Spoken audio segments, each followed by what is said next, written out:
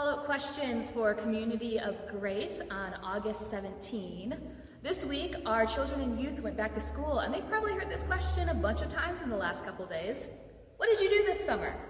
So here at Community of Grace, we did a summer sermon series on the roots of our faith.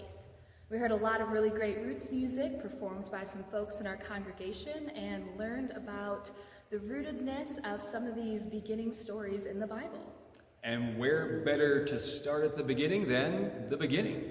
So we read stories from the creation and the flood.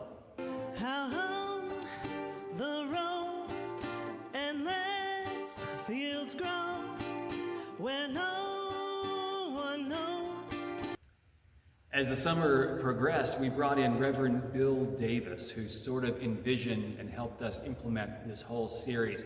So he came and played his cello and really helped us think through how Abraham and Sarah lived their life through the whole messy aspect of their road and their life.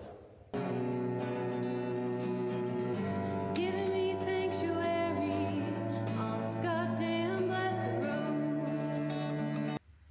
We spent some time wrestling with some strange and some difficult stories as we learned about Hagar and Ishmael in the wilderness, the story of Isaac up on the top of Mount Moriah, and the weird story of Jacob falling asleep in the wilderness and having a dream about a stairway to heaven.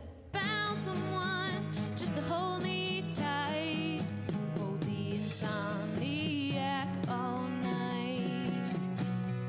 Throughout the whole sermon series, we learned that God works through all sorts of people, all different kinds, those who might be seen as a pillar of the faith, some saintly kind of figure, and those who might seem a little bit like a jerk, kind of like we saw Jacob being in these stories. I walk a crooked road to get to where I'm going. To get to where I'm going, I must walk a crooked road. We finished up these last couple of weeks with Joseph, just an epic character in the Bible. There should be a great podcast about Joseph or a Netflix series, but we had 2 weeks to look at the despair and the hope and the resiliency and the healing from trauma that he had coming out of his pit and out of so many other things. And at the very last Sunday, we had this picture of reconciliation and renewal and new life and his persistence.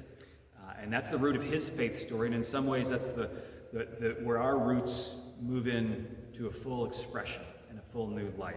We are moving in water